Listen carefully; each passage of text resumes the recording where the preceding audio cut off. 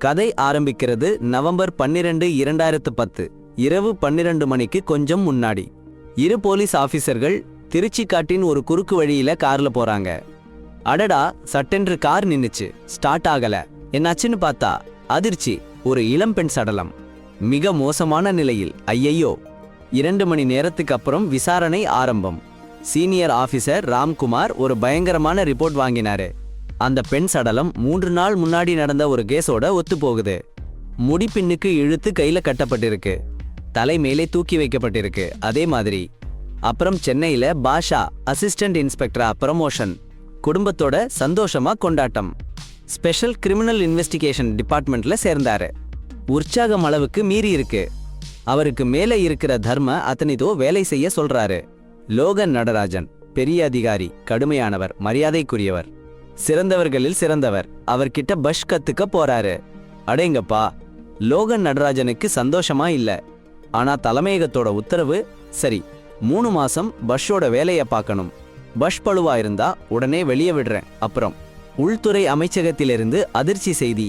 திருச்சியில நடக்கிற அடுத்தடுத்து நடக்கிற கொலைகள் விசாரணைக்கு லோகன் நடராஜன் தலைமை. அனுபவம் நிறைய இருக்கு. சரியான சாய்ஸ். எதிர்பார்த்தது போலவே பஷ்ஷுடன் வேலை பண்றான். லோகன் நடராஜன் முறைய கத்துக்க சொல்றாரு. இது பஷ்க்கு முதல் பெரிய கேஸ். லோகன் நடராஜனுக்கு பஷ் சமாளிப்பாரான்னு நம்பிக்கை இல்ல. அவன் நரம்பு தளர்ந்து வேலை செய்றான். யாரு கொலை பண்ணாங்கன்னு கேக்குற மாதிரி அபத்தமான கேள்விகள். சரி, விசாரணை ஆரம்பிச்சு கூட போகலன்னா லோகநாதன் ஐயா, இது ரொம்ப கஷ்டமான ஆரம்பம்னு கிளம்பிடுச்சு. சென்னை ஏர்போர்ட்ல டீம் ஃபுல்லா கூடிச்சு, பயணத்துக்கு ரெடி. தர்மா ஐயா வினா அந்த பொண்ணையும் அனுப்பி வச்சிருக்காங்க, டெக்னிக்கல் அசிஸ்டன்ட்னு. பேப்பர் வேலைகளும் நோட்ஸ் எல்லாம் எழுதவும்னு. திருச்சியில இறங்கின உடனே சூப்பரா சந்திச்சாங்க போலீஸ் கமிஷனர் சுந்தரா ஐயாவா. பாகேஷ் ஐயா சைட்ல போய் இயர்பட்ஸ் போட்டு நரம்புல டென்ஷன் அடங்கட்டும்னு முயற்சி பண்றாரு பாருங்க. அவருக்கு இதுதான் first major case. Ramkumar sir மத்த சீனியர் ஆபீசர்ஸோட நின்னுட்டு சீறி கொதிச்சிட்டு இருக்காரு. இந்த கேஸை ஒரேடியா சால்வ் பண்ணி திருச்சி போலீஸ்ல ஒரு பெரிய பேர் வாங்கணும்னு ஆசைப்படுறாரு. ஆனா வெளியாட்கள் கேஸ் எடுத்துட்டாங்கன்னு கடுப்பா இருக்கு. அதனாலேயே லோகநாதன் ஐயாவை சந்திக்கவே லேட் பண்றாரு. லோகநாதன் ஐயா எப்பவும் நேரத்துக்கு வந்துடுவாங்க. அவங்களுக்கு இந்த லேட் ரொம்ப கடுப்பா இருக்கு. ஃபைனலா மீட்டிங் ஆரம்பிச்சாச்சு. ராம்குமார் சார் முன்னாடி வந்து கொலை பண்ணாங்கன்னு சொல்லி கேஸ் டீடைல்ஸ் எல்லாம் சொல்றாரு. ஃபர்ஸ்ட், நவம்பர் 10 காலையில ஒரு சோளத்தோட்டத்துல ஒரு இளம் பெண் மைனஸ். அந்த பெண் ஒரு அந்நிய நாட்டில இருந்து வந்தவங்கன்னு தெரிய வந்தது. மைனஸ் மூச்சு விடாமல் கிடந்தாங்க. அவங்க 9 இரவு 11 மணிக்கு இறந்து போயிருக்காங்கன்னு டாக்டர் சொன்னாங்க. அவங்க பாக்கெட்ல ஒரு ரயில் டிக்கெட் கிடைச்சது. அடுத்தது மாலவிகா, 26 வயசு, PhD படிச்சுட்டு இருந்தவங்க. ஒரு அடர்ந்த காட்டுக்குள்ள சடலமா கிடந்தாங்க. முதல் பெண் சாகுற மாதிரியே, அடிச்சதோ திருடினதோ எதுவும் இல்ல. முதல் கொலைய பத்தி ஊர்ல யாருக்கும் தெரியல. ஆனா மாலவிகா அப்பா ஒரு பெரிய ஜேர்னலிஸ்ட். உடனே இந்த கொலை பத்தி எல்லாருக்கும் சொல்லிட்டாரு.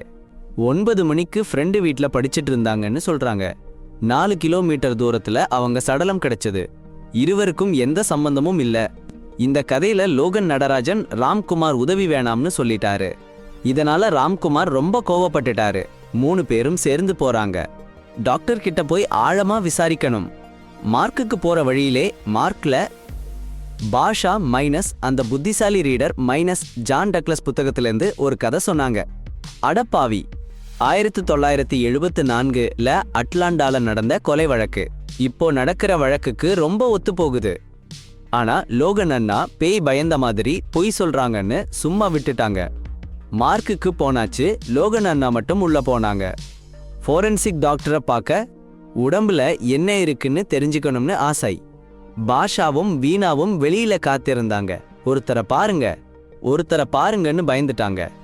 டாக்டர் சொன்ன விஷயம் பயங்கரமா இருந்தது. கழுத்து நெரிச்சு கொலை பண்ணிருக்காங்க. ரொம்ப கடுமையா. கழுத்துல அடையாளம் தெரியுது. ஆனா அதிர்ச்சி, பின்னாலேந்து நெரிச்சு கொலை பண்றதுதான் வழக்கம். ஆனா இதுல முன்னாலேந்து நெரிச்சிருக்காங்க. அது மட்டும் இல்ல, கொலை பண்ணினவன் ரொம்ப புத்திசாலி. ஃபிங்கர் பிரிண்ட் இல்ல, நகை கீறல் இல்ல, எதுவும் இல்ல. சாரி முடிச்சு போட்ட மாதிரி இருக்கு. ஒருத்தரோட முடி, தோல் துண்டுகள் சண்டை போட்ட அறிகுறி இல்ல. எந்த மருந்துல கலந்து கொலை பண்ணலன்னு தெரியல. கழுத்து நெரிச்சு சாகடிச்சிருக்காங்கன்னு உறுதியாயிடுச்சு. லோகநாதன் இந்த விவரங்களை கவனமா பார்த்துட்டு, பிறகு பகத் ஆஷ் வாங்கி சேர்த்துக்கினான், புது விஷயம் தெரியுமோன்னு நம்பி. ஆனா பகத் ஆஷ் அந்த டெட் பாடி எப்படி இருக்குன்னு பார்த்த உடனே வாந்தி வந்துடுச்சு. லோகன் சின்னதா சிரிச்சான். பகத் இன்னும் புதுசா இருக்கான். இந்த கொடூர விசாரணையில நிமிர்ந்து நிக்க தயாரில்லைன்னு தெரிஞ்சிடுச்சு. உடனே சென்னைக்கு திரும்பி போன்னு சொல்லிட்டான். ஆனா பகத் போக மாட்டேன்னு பிடிவாதமா நிறுத்திக்கிட்டான். விசாரணையில இருக்கணும்னு சீக்கிரமே சுந்தர் ஹோட்டலுக்கு காரில கொண்டு போனான். லோகன் நாதன் பகத் சந்திக்கணும்னு சொன்ன இடத்துக்கு பொழுது விடிஞ்ச உடனே ஹோட்டல் ரூம்ல நடந்த கொலைக்கு காட்சி பார்வைக்கு போகணும்னு பிகாஷ் ஆர்வமா கிளம்பினாரு. கேசு பயில்களை புரட்டி புரட்டி பார்த்தாரு. ஆனா படிச்சிட்டு இருக்கும்போதே லோகனானோட முதுகுல இருக்கிற ஆழமான வெட்டு காயங்கள், கீறல்கள், அவரோட கடந்த காலத்துல நடந்த ஒரு பயங்கரமான சம்பவத்தோட அடையாளங்கள் தெரிஞ்சிச்சு. அதுல இருந்து லோகனான் நல்லா பாதுகாப்பா வாழ்ந்துட்டாருன்னு தெரிஞ்சிச்சு. பிகாஷ் ஃபைல்களை பார்த்துட்டு இருக்கும்போது லோகனான் அவருடைய ஜாக்கெட்ல இருந்த மெட்டல் பின்களை பார்த்தாரு. போலீஸ் அகாடமியில சிறந்த துப்பாக்கி சுடுபவர்னு கிடைச்ச அவார்டு. ஆனா லோகன் ஆன் அதுக்கு ஒரு செகண்ட் கூட முக்கியத்துவம் கொடுக்கல. ரொம்ப ரிட்டையரான ஆபீசர்களை பார்த்திருக்காரு. ஒரு ஷாட்டு கூட சுடாதவங்க எப்படி சுடுறதுன்னு தெரியாததுனால இல்ல, அதற்கான துணிச்சல் இல்லாம இருந்ததுனால. லோகனானுக்கு பிகாஷ் அகாடமிக் அச்சீவ்மெண்ட்ல மறைஞ்சு வாழ்ற ஒருத்தர் மாதிரி தோணுச்சு. ரொம்ப பயந்து போற ஒருத்தர், உண்மையான வேலைக்கு சரியில்லாத ஒருத்தர், மரியாதை இல்லாததுக்கு சலிச்சு போய் பிகாஷ் மனசை லேசா வைக்கணும்னு நினைச்சு ரூஃப் டாப் போனாரு. அவருடைய டென்ஷனை பார்த்த வீணா அவருக்கு பின்னாடி வந்தா. இது லோகநாதன் கூட வேலை பண்றது இது 3வது தடவைன்னு சொன்னா. அவருடைய கடினமான நடத்தைக்கு வழக்கமா போயிட்டான்னு சொன்னா. கொஞ்ச நேரத்துல வீணா அமெரிக்கா MITல படிச்சு அங்க லட்சக்கணக்கு வேலை வாய்ப்புகளோட இந்தியாவுக்கு வந்தாங்க. சூப்பரா இருக்கே, சமூகத்துக்கு பயன்படுறது தான் பெரிய சாதனைன்னு நினைச்சிட்டு வந்தாங்க. பாஷ் கிட்ட கொஞ்சம் உழைச்சா உன்னை எல்லாரும் ஏத்துக்கவங்கன்னு சொன்னாங்க. அந்த வார்த்தைகள் பாஷ் ஒரு புது உத்வேகத்தை கொடுத்தது. முதல் தடவை ஒரு நிம்மதி. அடுத்த நாள் பாஷ் லோகநாதன் கிட்ட புது உற்சாகத்தோட போனாரு. இந்த கேஸ்ல நல்லா நிரூபிக்கணும்னு முடிவு பண்ணிட்டாரு. ஆனா லோகநாதன் ஒன்னும் பதில் சொல்லல. அவரோட முகம் பனிக்கட்டிய மாதிரி. பின்னாடி 2வது கிரைம் சீன்ல போனாங்க. பாஷ் லோகநாதன் எப்படி கவனமா வேலை பண்றாருன்னு பாத்துக்கிட்டே இருந்தாரு. சீனை சோதிச்சுட்டு லோகன் கேஸ் ஃபைல்ஸ்ல நிறைய யோசிக்க ஆரம்பிச்சாரு. பாஷ் சையும் கூப்பிட்டாரு. கொலைகாரன் மனநிலையையும் குணத்தையும் ஆராய்ஞ்சா விசாரணையில உண்மைகள் மட்டும் இல்ல, அந்த கொடூர செயலுக்கு பின்னாடி இருக்கிற மூளைத்திறனையும் புரிஞ்சுக்கணும். லோகனான் பாஷ் கிட்ட முழங்காலில் விழு, கொல்லப்பட்டவங்க மாதிரி இருன்னு கட்டளையிட்டாரு. பாஷ் கையில முடிகட்டி மேல பாருன்னு சொல்லி கொலைகாரன் இருக்கிற மாதிரி நடிக்க வச்சாரு. லோகன் நடராஜன் பாஷோட முகபாவத்தை பார்த்து உடனே முடிவுக்கு வந்துட்டாரு. சைக்கோ, அவனுக்கு பயங்கர பாதுகாப்பின்மை, பலியானவங்களை அடக்கி அவமானப்படுத்தணும்னு ஆசைப்படுறவன்னு கூறினாரு. கொலை செய்யற முறை பழிவாங்கணும்னு நினைச்ச மாதிரி தனிப்பட்ட நோக்கத்தோட செய்யப்பட்டிருக்கு. கொலை பண்ண இடத்திலேயே கொல்லாம ஒதுக்குப்புறமான இடத்துக்கு கொண்டு போய் நேரம் எடுத்து கொஞ்சம் கொஞ்சமா உடம்ப அழுக விட்டுட்டு போயிருக்கான். எந்த தடயமும் விடாம சாமர்த்தியமா செஞ்சிருக்கான். சரியான குற்றம் கண்டுபிடிக்கவே முடியாதா? அப்படிதான் இருந்துச்சு. புது கண்டுபிடிப்பு வந்த உடனே 3வது பலி கிடைச்சதுன்னு வேற செய்தி.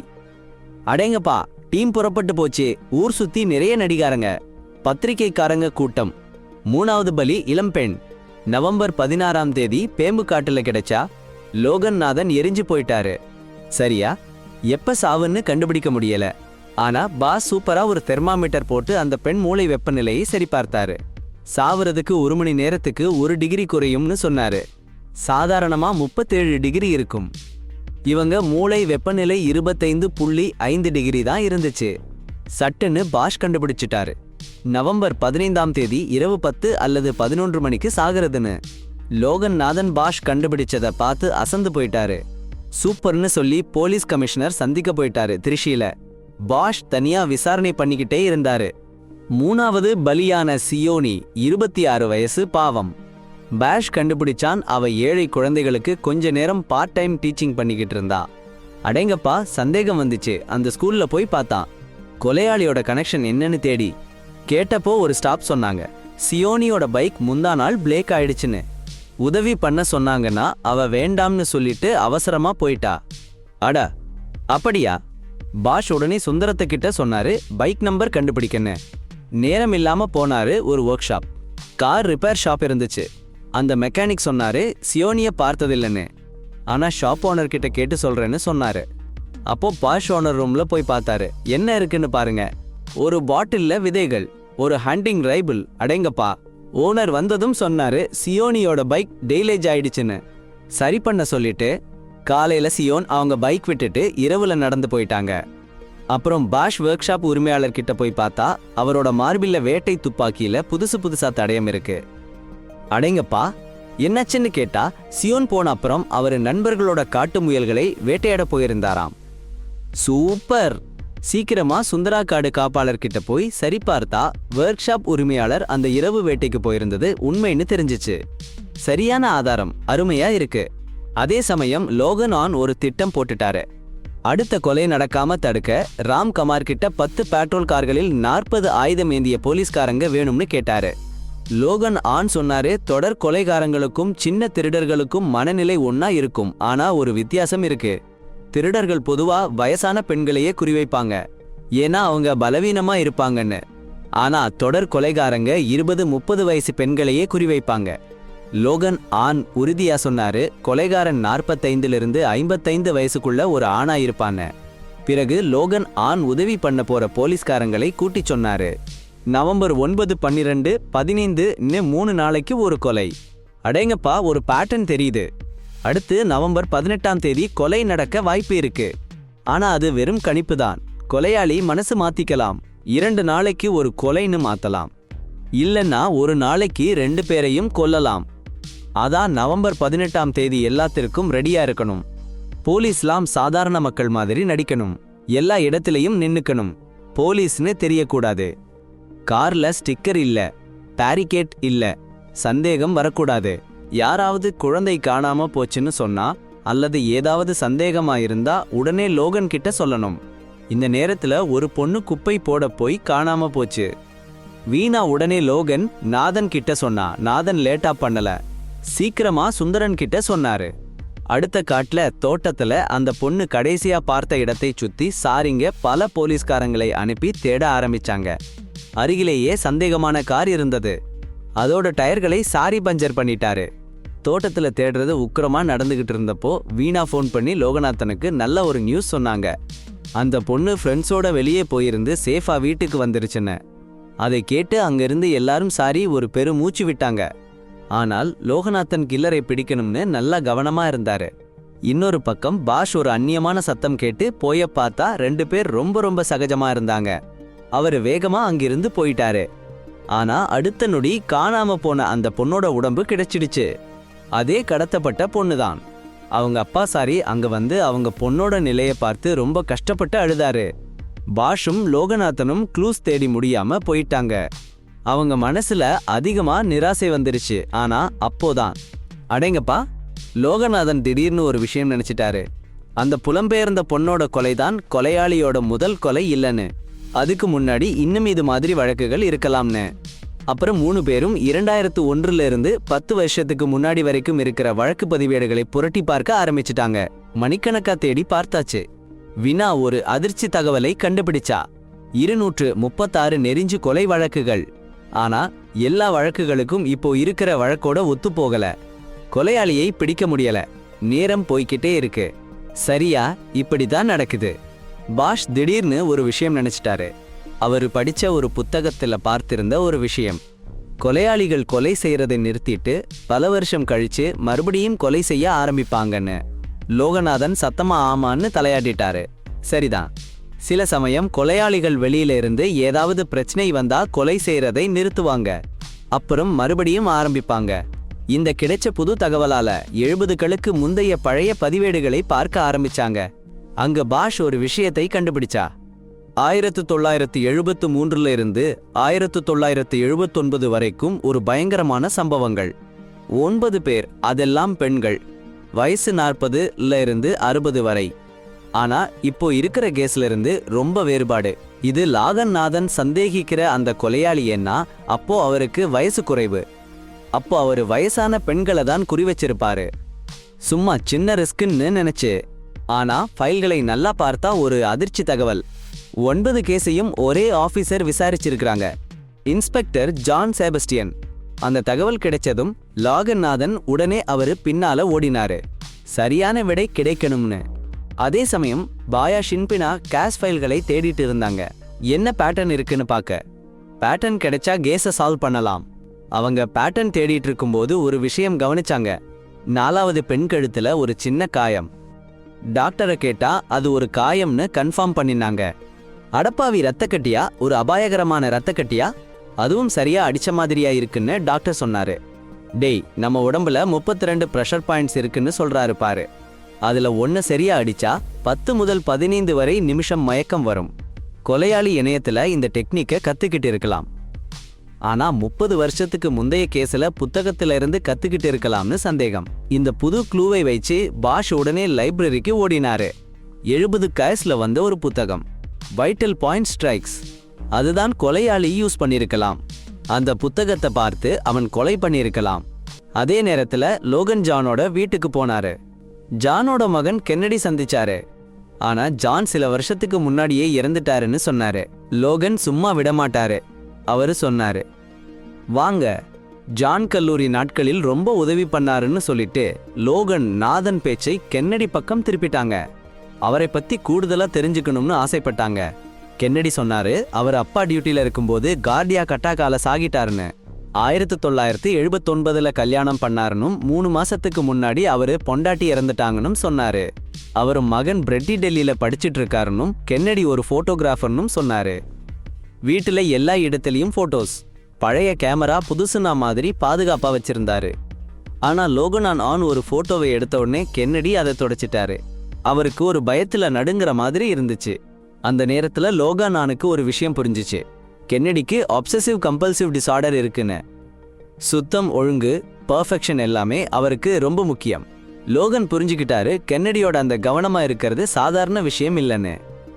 அது அவர் வாழ்க்கையையே தீர்மானிக்கிற ஒரு பிரச்சனைன்னு. இந்த தகவலை வச்சுக்கிட்டு லோகன் நாதன் உடனே கென்னடி தான் அந்த தொடர் கொலைகாரன்னு சந்தேகம் வந்தது. அவருக்குள்ள ஒரு உணர்வு சொன்னது ஏதோ சரியில்லைன்னு. பிறகு பிரேகாஷ் சொன்னாரு, கென்னடி ஒரு தடவை வைட்டல் பாயிண்ட் ஸ்ட்ரைக்ஸ்ன்னு ஒரு புஸ்தகத்தை கடன் வாங்கியிருந்தான்னு. அப்போ லோகன் நாதன் சந்தேகம் இன்னும் அதிகமாச்சு. கென்னடி தான் கொலைகாரன்னா அவன் பிளான் தெளிவா இருக்கு.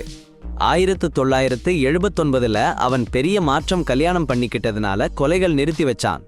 ஆனா அவன் பொண்டாட்டி இறந்ததுக்கு அப்புறம் மறுபடியும் கொலைகளை ஆரம்பிச்சிட்டான். டெர்மினேட் பண்ணணும்னு முடிவு பண்ணிட்டான்.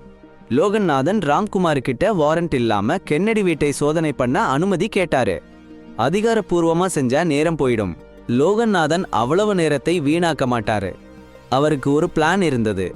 கென்னடி வீட்டுக்கு அடுத்த வீட்டை வாடகைக்கு எடுத்து அவனை கண்காணிக்க போறாங்க. அருகில இருக்கிற 2 எக்ஸிட்ல போலீஸ் இருப்பாங்க. கென்னடி வீட்டை விட்டு வெளியே போனா கார்கள் பின்தொடரும். சில மணி நேரத்துல அவன் வீட்டை சோதனை பண்ணிடலாம். Plan ready. பிரேகாஷ் அந்தர் கவர்ல போகணும்னு சொன்னாங்க. அடுத்த வீட்டுக்கு மாறுற மாதிரி நடிச்சு கென்னடி மேல கண் வச்சு பார்த்தா எதுவும் சந்தேகப்படுற மாதிரி இல்ல. கென்னடி எந்த சந்தேகமான நடவடிக்கையும் பண்ணல. நவம்பர் 21 4வது பேர் சாவோட 3 நாள் கழிச்சு போலீஸ்லாம் ரொம்ப அலர்ட். கென்னடி வீட்ல இருந்து வெளியே வந்த உடனே பிடிக்கணும்னு ரெடி. பாஷ் கவனிச்சிட்டு இருந்தாரு. ஆனா ஒரு குழந்தை சத்தமா சண்டை போட்டுக்கிட்டு இருந்த அந்த அம்மா அப்பா கிட்ட சோகமா நின்னு இருந்ததை பார்த்து சின்ன நேரம் அங்கேயே கவனம் சைடு போச்சு. அந்த நேரத்துல தான் கென்னடி வீட்ல இருந்து புறப்பட்டுட்டாரு. பாஷ் உடனே லாகன் நாதன் கிட்ட சொன்னாரு, பேட்ரோல் காரை வந்து பிடிக்கணும்னு. ஆனா பாருங்க கேட்டர்களை என்ன சோதனை வந்தது. பேட்ரோல் கார் பேங்க் ஆயிடுச்சு. கென்னடி எங்கே போனாருன்னு தெரியாம போயிடுச்சு. அவர் எங்க இருக்காருன்னு சரியா தெரியாம பாஷுக்கு கென்னடி வீட்டை சோதனை பண்ண சொல்லல. 3 மணி நேரம் கழிச்சுதான் ஒரு சாதனை. அதிகாரி பாலாபி கென்னடி காரை ரயில்வே கிராசிங் கிட்ட நின்று இருக்கிறத கண்டுபிடிச்சாரு.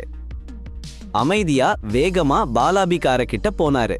லாகன் நாதன் கென்னடி காரோட பின்னாடி நின்னாங்க. உடனே பாலவிக்கு கார் முழுசா மைனஸ் ட்ரங்கு கூட மைனஸ் சோதனை பண்ண சொன்னாங்க. ஆனா கொஞ்சம் கூட ஒண்ணுமே இல்ல. சினிமாவுக்கு போய் வந்தேன்டான்னு கென்னடி சொன்னாரு. டிக்கெட்டையும் காமிச்சாரு. சினிமா கதை கேட்டா சுழிச்சு போயிட்டாரு. சரி, சினிமாவுக்கு போயிருந்தது உண்மைதான்னு தெரிஞ்சிச்சு. ஆனா லோகநாதன் சந்தேகப்படவே இல்லை. பொய் சொல்றாருன்னு நம்பினாரு. முன்னாடியே டிக்கெட் வாங்கிட்டு இப்போதான் படம் பார்த்துட்டு வந்தேன்னு சொல்லியிருக்கலாம்னு நினைச்சாரு. கென்னடி காரை பாஷ் ஃபாலோ பண்ண சொல்லிட்டு கென்னடி வீட்டுக்கு லோகநாதன் போனாரு. பாஷ் போய பார்த்தா ஒண்ணுமே இல்ல. கொலைகாரனுக்கு சம்பந்தம் இல்லைன்னு தெரிஞ்சிச்சு. ஆனா ஒரு லாக் பண்ண டோர் சந்தேகத்தை ஏத்துச்சு. உடனே லோகன் பாஷ்க்கு ஃபோன் பண்ணி வீட்டை விட்டு வேகமா எஸ்கேப் பண்ண சொன்னாரு. கென்னடி வீட்டுக்கு போயிட்டாரு. அடுத்த நாள் காலையில 50 பேர் ஒரு வறண்ட ஆற்றுப்படுக்கையில சடலமா கிடந்தாங்க. அவங்க உயிரற்ற உடம்பு ஒரு கொடூரமான காட்சி. கொலைகாரனோட கொடூரம் நினைச்சா பயமா இருக்கு. நேத்து இரவு கொலை நடந்தது. ஆனா லோகன், நாதன், பாஷா அதிர்ச்சியில உறைஞ்சி போச்சு. கொலைகாரன் பிடிபட்டான்னு போலீஸ் சொல்றாங்க. சந்தேக நபரோட விரல் ரேகை பிடிச்சாச்சு. கொல்லப்பட்டவங்க ஆபரணங்கள் அவங்க கிட்டே இருக்கு. அவன் எல்லா கொலைகளையும் ஒப்புக்கொண்டான்.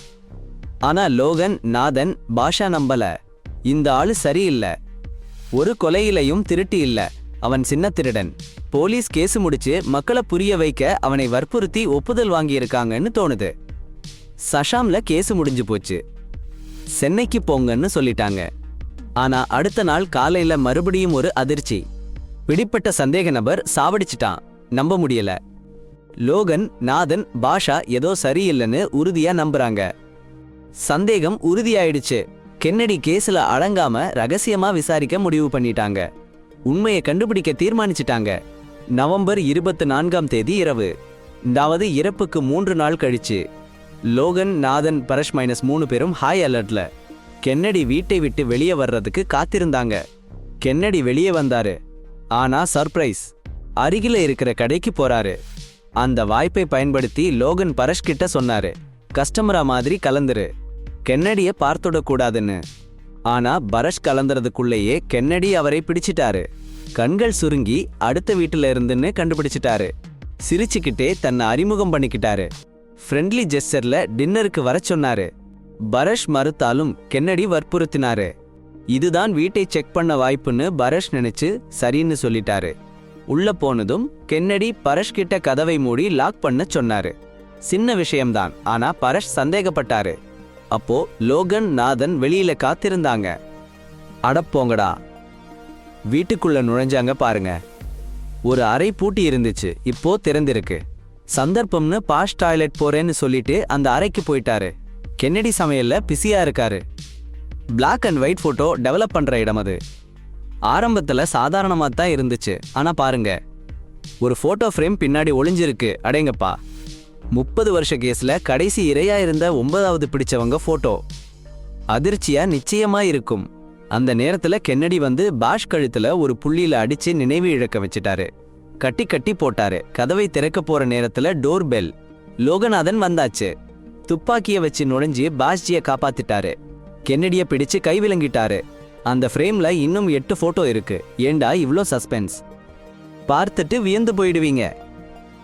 1973 1979 வரைக்கும் கொல்லப்பட்ட அந்த பொம்பளைங்க புகைப்படங்கள் ஒவ்வொன்னா. அதெல்லாம் நிஜமான ஆதாரம் இருந்தாலும் கூட கென்னடி பிடிவாதமா கொலைகாரன்னு ஒத்துக்கொள்ளவே இல்லை. ஆனா எல்லாமே மாறிடுச்சு அவன் மகன் பிரெட்டி லோகன் நாதனை அழைச்சதிலிருந்து. பிரெட்டிக்கு அந்த புகைப்படங்களை காட்ட போறேன்னு லோகன் நாதன் மிரட்டினான். அப்பதான் கென்னடி முறிஞ்சு போனான். 9வது பொம்பளைக்காரிய கொலைன்னு சொல்லிட்டான். அவன் மகனுக்கு உண்மையை சொல்ல முடியாதுன்னு சொன்னான். கென்னடி அவன் கடந்த காலத்து கருஞ்சரித்திரத்தை சொல்ல ஆரம்பிச்சான். ஒரு 15 வயசுல அவன் அப்பா ஜானுன்னு ஒரு கொடுமையான கள்ளக்குடிக்காரனோட தனியா வாழ்ந்தான். ஜான் கென்னடியை சுத்தம் பண்றதுல அவனுக்கு வச்சிருந்த மிக உயர்ந்த நிலையை அடைய முடியலன்னா அவனை கொடுமையா அடிப்பான். இந்த அடங்காத துன்புறுத்தல் தான் கென்னடிக்கு ஓசிடி வந்ததுக்கு காரணம். எவ்வளவு முயற்சி பண்ணினாலும் எதுவும் சரியா இல்லைன்னு தோணும். உடல் ரீதியான மன ரீதியான காயங்கள் இன்னும் அவனை துன்புறுத்திட்டு இருந்துச்சு. இந்த தொடர் வேதனையால கென்னடிக்கு டிப்ரெஷன் வந்துடுச்சு. நம்பிக்கையே இல்லாம போயிடுச்சு. ஸ்கூலே போகாம விட்டுட்டான். ஒரு நாள் மாஸ்டர் அவனை பள்ளிக்கூடம் பின்னாடி சிகரெட் பிடிக்கிறதா பிடிச்சிட்டாரு. அப்புறம் அப்பா கிட்ட சொல்றேன்னு மிரட்டினாரு. அதை கேட்ட உடனே கென்னடிக்கு கொதிப்பு, ஒரு அளவுக்கு அப்பாற்பட்ட கோபம். உடனே ஒரு கல்லை எடுத்து மாஸ்டர் தாக்கிட்டான். அடேங்கப்பா! உடனே மாஸ்டர் இறந்துட்டாங்க. அவனே அதிர்ச்சியில உறைஞ்சு போயிட்டான். கென்னடி ஓடிட்டான். கடவுளிட்ட மன்னிப்பு கேட்டுட்டு. ஆனா அவன் அப்பா ஜான் போலீஸ் யாரையும் பிடிக்க முடியல. சாட்சி இல்ல, குறிப்பு இல்ல. கென்னடிக்கு ஒரு வித சந்தோஷம். கல்லை, கொலை ஆயுதத்தை ஒரு கிணத்துல போட்டுட்டான். ஆனா அந்த சந்தோஷம் நீண்ட நாட்கள் இருக்கல. அவன் அப்பா அவனை இன்னும் அதிகமா அடிச்சு துன்புறுத்தினாரு. கென்னடிக்கு கோபம் அதிகமானது. அவன் வேற யாரையும் கொல்ல ஆரம்பிச்சான். ஒவ்வொரு கொலையும் அவனை நிம்மதியா வைச்சிச்சு. அவன் அப்பாவோட மன உளைச்சல் அதிகமாகிறதை பார்த்து அவனுக்கு ஒருவித திருப்தி. எப்பவும் கல்லால தான் அடிப்பான். ஆனா ஒவ்வொரு தடவையும் இரத்தத்தையும் கொடூரத்தையும் பார்த்து அவனுக்கு வெறுப்பு. அவன் தன்னை வெறுத்தான். அவனுக்கு ஒரு வலிமையான கொல்லணும்னு தோணல. ஆனா கென்னடி நிறுத்த முடியல. அப்புறம் அவன் வேற மாதிரி பண்ண ஆரம்பிச்சான். கயிறுல கழுத்தை நெரிஞ்சு கொன்னான். ரத்தம் பார்க்க அவனுக்கு பயம். அதனால ரத்தம் இல்லாம கொல்லணும்னு முடிவு பண்ணான். ஆனா அவங்க கண்ணுல பார்க்க அவனால முடியல. பயம், குற்ற உணர்ச்சி அவனை சுத்தி அடைச்சிக்கிச்சு. எவ்வளவு திட்டமிட்டாலும் பலியானவங்க சண்டை போடுவாங்க. கென்னடிக்கு கை வலிக்கும். அப்புறம் அவனுக்கு ஒரு புதுடியா தோணுது. கழுத்துல சில புள்ளிகளை அழுத்தினா உடனே மயக்கம் வரும்னு தெரிஞ்சுக்கிட்டான். அந்த புள்ளிகளை அழுத்தி அவன் பலியானவங்களை மயக்கி கொண்டான். அவனுக்கு கட்டுப்பாடு கிடைச்ச மாதிரி இருந்துச்சு. பல வருஷத்துக்கு அப்புறம் சந்தோஷமா இருந்துச்சு. அவன் அப்பா வாழ்க்கை கெட்டு போறத பார்த்து சந்தோஷப்பட்டான். ஆனா குற்ற உணர்ச்சி போகல. அவன் அப்பாவியான உயிர்களை எடுத்ததை நினைச்சு அவன் மனசு ரொம்ப வலிச்சிச்சு. அதுக்கு வேற ஒரு வேலையை பண்ணான். புகைப்படம் எடுக்க ஆரம்பிச்சான். பாருங்க, இந்த ஆளு அவன் பண்ணின தப்புக்கு மன்னிப்பு கேட்கிற மாதிரி அவன் அப்பாவை மைனஸ் அவனோட கோபத்துக்கு காரணமான அப்பாவை கொல்லலாம்னு கூட நினைச்சான். ஆனா ஜானால அவனுக்கு பயம். அவன் வாழ்க்கையை சீர்குலைச்ச ஜானால அவனுக்கு இருந்த பயம் பழிவாங்கிற ஆசையை விட அதிகமா இருந்துச்சு. அப்புறம் ஒரு நாள் ஜான் சட்டேன்னு இதய நோயால இறந்துட்டான். என்ன கொடுமை, கென்னடியோட கோபத்துக்கு காரணமான ஆளு போயிட்டான். அதுக்கப்புறம் கென்னடி கொலைகள் எல்லாம் 1979 நின்னு போச்சு. அவன் கோபத்துக்கு காரணமா இருந்த ஆளு போயிட்டான். கொல்லணுங்கிற அவனோட ஆசையும் போச்சு. லோகன் நாதன் கென்னடி சொன்னதை கேட்டு ரொம்ப கோபப்பட்டான். நினைச்சு பார்க்காம கென்னடியை அடிச்சு தள்ளிட்டான். கென்னடி பண்ணின கொடுமைக்கு அவனுக்கு ரொம்ப வெறுப்பு. ஆனா அந்த குழப்பத்துல பாஷ் ஒரு விஷயத்தை கவனிச்சான். கென்னடி சொன்ன கதையில ஒரு முரண்பாடு. கென்னடி சொன்னது அவன் அப்பா மேல பழிவாங்கணுங்கிறது சரியில்லைன்னு தெரிஞ்சிச்சு. 5வது பலியானவங்க எப்படி கொலை செய்யப்பட்டாங்கன்னு பாருங்க. கென்னடி எப்பவும் சாதாரணமா பார்ப்பதற்கு கூட பயந்த மாதிரி கொலை பண்ணுவாங்க. அவங்களுக்குள்ள இருக்கிற வெறுப்பால அவங்க பலிகளை கண்ணுல பார்க்க மாட்டாங்க. அவருக்கு வெறியா இருந்த பழிவாங்கும் ஆசையால தான் அவர் பலிகளை தேர்ந்தெடுத்தாங்க. ஆனா இப்ப நம்ம கிட்ட இருக்கிற கொலையாளி வேற மாதிரி. இவருக்கு இரக்கமே இல்ல, தயக்கமும் இல்ல. பலிகளை முழங்கால் போட்டு நிற்க வைச்சு கண்களை நேர பார்த்து பயத்துல நடுங்கிறவங்கள பார்த்து அவருடைய செயல்களுக்கு ஒப்புதல் வாங்க முயற்சி பண்றாரு. இது வெறும் பழிவாங்கும் ஆசை இல்ல, இது அவருடைய பெருமையை காட்ட பண்ற ஒரு செயல். அப்படின்னா கென்னடி கொலையாளி இல்ல, கென்னடி அதிர்ச்சியில உறைஞ்சு போயிட்டாரு. கண்கள் விரிஞ்சு போச்சு. அவர் உண்மையை புரிஞ்சுக்கிட்டாரு. அவரு நம்பின கொலையாளி அவரு கடத்திட்டு போன கொலையாளி இல்லன்னு. கொஞ்சம் நடுங்கும் குரல்ல கென்னடி சொன்னாரு. 2 மாசத்துக்கு முன்னாடி அவரு கடத்தப்பட்டாருன்னு. அவர் தன்னை கோவல்னு அறிமுகப்படுத்திக்கிட்ட ஒருத்தரால.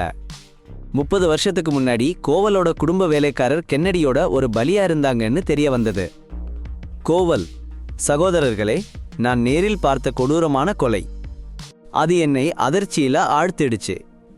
அப்புறம் கென்னடியோ பின்தொடர்ந்து அவன் செய்யற ஒவ்வொரு கொலையையும் நான் ரகசியமா கண்காணிச்சேன். நாட்கள் செல்ல செல்ல அவனோட அடையாளம், வீட்டு முகவரி எல்லாம் எனக்கு தெரிஞ்சு போச்சு. அவன் எங்க போறான், என்ன பண்றான்னு நான் கண்காணிக்க ஆரம்பிச்சேன். கென்னடியை பிடிச்சு அவன் எப்படி போலீஸுக்கு எந்த தடயமும் விடாம அவன் பலிகளை பதம் பார்க்கறான்னு கண்டுபிடிக்கணும்னு நான் கடத்தினேன். அவனோட முறைகளை படிச்சு எப்படி சத்தம் போடாம பலிகளை மயக்கிடலாம்னு கத்துக்கிட்டேன். அப்புறம் என் முதல் கொலை அந்த அந்நிய தேச பெண்.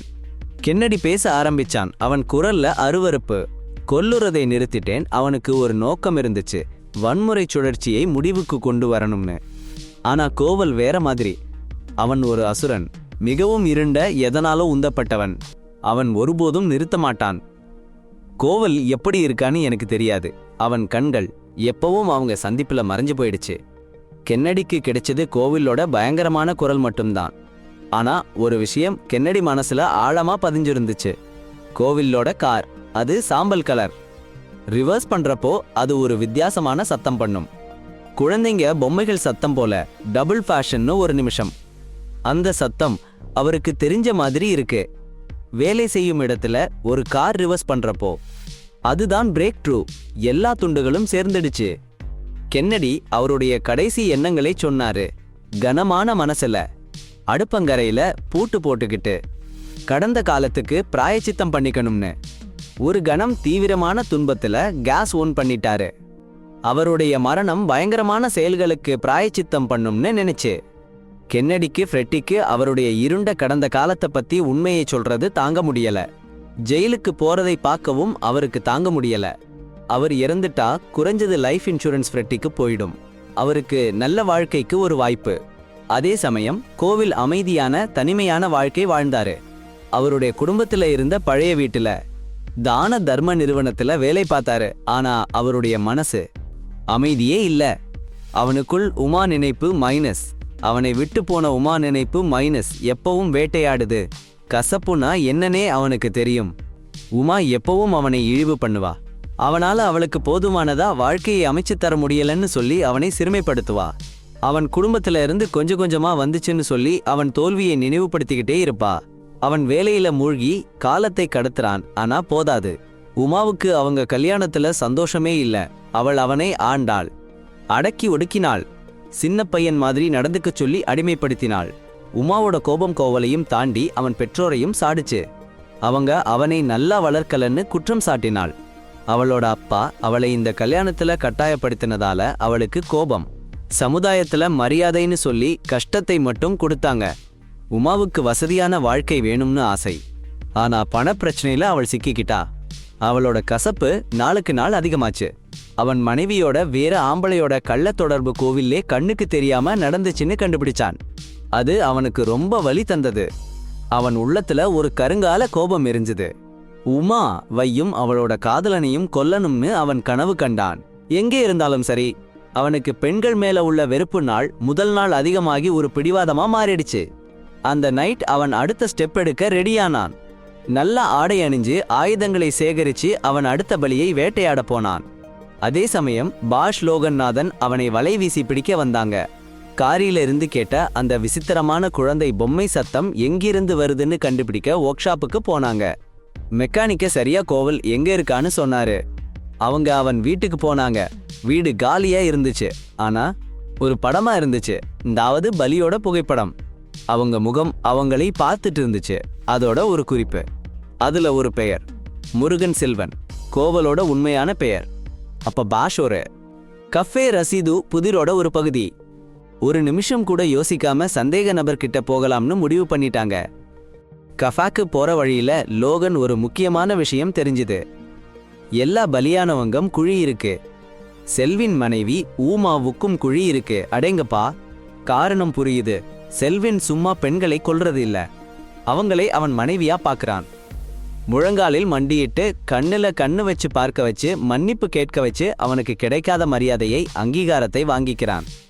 ஊமா அவன் கடந்த காலம் அவனை எப்படி சிதைச்சிச்சோ அந்த மரியாதையை திரும்ப வாங்கிக்கிற மாதிரி இருக்கு. பாஷ் கொஞ்சம் அனுதாபம் வந்தது. கென்னடி கோவல் எப்படி கெட்ட சூழல்ல வளர்ந்தாங்கன்னு புரியுது. கெட்ட காரியங்களை பண்ண அவங்கள கடந்த காலம் தள்ளிவிட்டது. ஆனா லோகன் ஆன் அது சாரி இல்ல. கடந்த காலம் இப்போ சரியா இல்ல. குற்றவாளி குற்றவாளியாத்தான் இருக்கான். ஒரு கொள்ளைக்காரன் அவங்க வேலை அவங்கள பிடிச்சிட்டு வர்றது. அதுங்க கதையில நம்ம தலை குத்தி கிடக்க கூடாதுன்னு லோகன் நாதன் பாஷ் கிட்ட சொன்னான். கருப்பு கதையோட காரர் இருந்தாலும் போலீஸ் ஆபீசரா ஆகலாம்.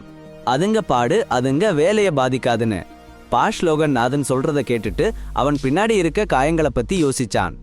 லோகன் நாதன் நிறைய சண்டை பார்த்திருக்கான். அவன் வாழ்க்கையில நிறைய சந்திச்சிருக்கான். அதுதான் இன்னைக்கு இருக்கிற லோகன் நாதனா மாத்திருக்கு. ஆனா பாஷுக்கு ஒரு விஷயம் புரியுது. லோகன் சாதாரண ஆபீசர் இல்ல. அவன் உள்ள நிறைய ஆழம் இருக்கு. அவன் பாக்குற பேட்ஜ் எல்லாம் அல்ல. காஃபி ஷாப்ல போன உடனேயே செலுனை ஸ்டாஃப் கண்டுபிடிச்சிட்டாங்க. நாள் முழுசும் ஜன்னல் கிட்ட உட்கார்ந்திருந்தான். வெளியே ஓட்டல்ல ஒரு பேனர் காட்சி இருந்தது. அந்த பெண் சிங்கர் அங்க சம்பளத்துக்கு சாங் பண்ண போறாங்கன்னு பாஷ்காரில வெயிட் பண்ண சொன்னாங்க. நடக்கிறத பாருன்னு லோகன் நாதன் ஓட்டல்ல போய் விசாரிச்சான். ஸ்டாஃப் அவனுக்கு சிங்கர் ரூம் நம்பர் சொல்லிட்டாங்க. அவன் நேராவே அங்க போனான். அந்த ரூம்ல ஆனா எல்லாம் சரியாத்தான் இருந்துச்சு. பாட்டுக்காரர் இருந்தாங்க. ஆனா செல்வின் எங்கேயும் இல்ல. டெட் எண்ட் மாதிரி இருந்துச்சு. அந்த நேரத்துல செல்வின் ஹோட்டல்ல வேற ரூமுக்கு போயிட்டு இருந்தான். லோகநாதன் சூழ்நிலையை ஆராய்ஞ்சிட்டு இருக்க பாட்டுக்காரர் ரூம் பெல் அடிச்சது. லோகநாதனுக்கு ஆச்சரியம். பாட்டுக்காரரோட விசிட்டர் இல்ல, செல்வின் தானே இப்போ வினாவை டார்கெட் பண்ணிட்டான். சுவாசம் முட்டுகிற மாதிரி நடிச்சு அவசர அவசரமா வினா கிட்ட உதவி கேட்டான். அவன் காரில் இருந்து இன்ஹேலரை எடுத்துட்டு வரணும்னு சொன்னான். லோகநாதன் சட்டென்று பாஷ் கிட்ட சொன்னான். பாட்டுக்காரர் செல்வின் டார்கெட் இல்லைன்னு, அவங்க காலையில தான் வந்தாங்கன்னு.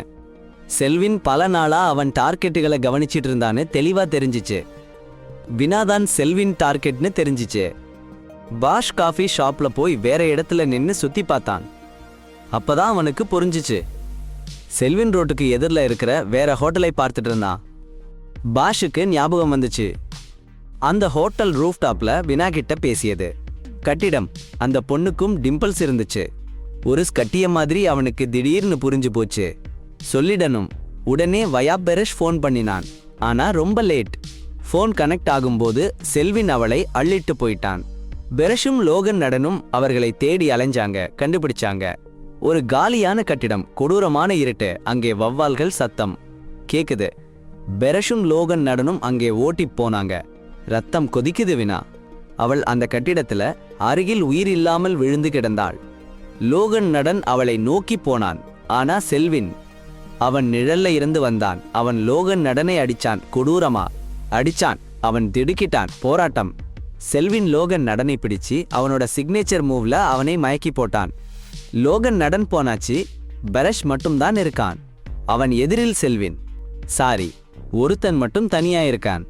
மறுபடியும் நிழலா இருந்து வந்தான் செல்வின். ஒரு மரப்பலகையால பாஷ் கூடையே அடிச்சான். அவன் மயங்கி விழுந்தான்.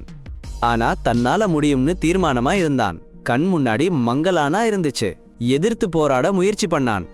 ஆனா செல்வின் சீக்கிரமா அவன் கையில இருந்த துப்பாக்கியை பிடுங்கிட்டான். ஒரு நிமிஷம் கூட யோசிக்காம சுட்டான். ஆனா தவறி போச்சு. அப்போதான் பாஷுக்கு புரிஞ்சிச்சு, துப்பாக்கி நல்லா வேலை செய்யல, அதுல ஏதோ பிரச்சனை.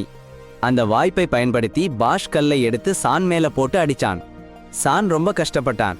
அந்த துப்பாக்கி வேலை செய்யலன்னு கோபப்பட்ட சான் அந்த துப்பாக்கியை பாஷ் மேல வீசி எறிஞ்சான். பாஷ் ரொம்ப சாமர்த்தியமா அதை பிடிச்சிட்டான். அகாடமியிலேயே சிறந்த துப்பாக்கி சுடுபவன் பாஷ். அவனுக்கு என்ன பண்ணணும்னு தெரியும். அவன் சீக்கிரமா அந்த துப்பாக்கியை சரி பண்ணிட்டான். மார்ல ரொம்ப டென்ஷன் இருந்தாலும் அவன் கைகள் நடுங்கல. கொஞ்சம் தயங்கினான். இந்த சூழ்நிலை அவனை அழுத்தி அழுத்தி இருந்துச்சு. ஆனா லோகநாதன் சொன்ன வார்த்தைகள் ஞாபகம் வந்தது. என்ன பண்ணணும்னு அவனுக்கு தெரிஞ்சிச்சு. தைரியமா ட்ரிக்கரை இழுத்தான். ஒரு சத்தம் கேட்டது. செல்வின் உயிரோட இல்லாம விழுந்துட்டான். அச்சுறுத்தல் இறுதியா முடிவுக்கு வந்தது. பாஷ், லோகன், நடராஜ், வீணா மைனஸ் அனைவரும் மருத்துவமனைக்கு அவசரமா கொண்டு போகப்பட்டாங்க. உடனடி சிகிச்சை தேவைன்னு அவங்க காயங்கள் சொன்னது. வீணாவுக்கு நல்லா இருந்துச்சுன்னா பாஷ் அவருடைய முதல் வழக்கை தீர்த்ததற்காக பாராட்டினாங்க. அது அவருக்கு பெரிய சாதனை. சந்தோஷமா இருந்தது. வழக்கு முடிஞ்சிச்சு. பாஷ், லோகன், நடராஜ் சென்னைக்கு திரும்ப தயாரானாங்க. ஆனா போறதுக்கு முன்னாடி பாஷ் ஒரு இடத்துக்கு போனாரு. அக்கம்பக்கத்து வீட்டு பையன் இன்னும் வருத்தமா இருந்தான். அவன் அப்பா அம்மா சண்டையில மாட்டிக்கிட்டான்.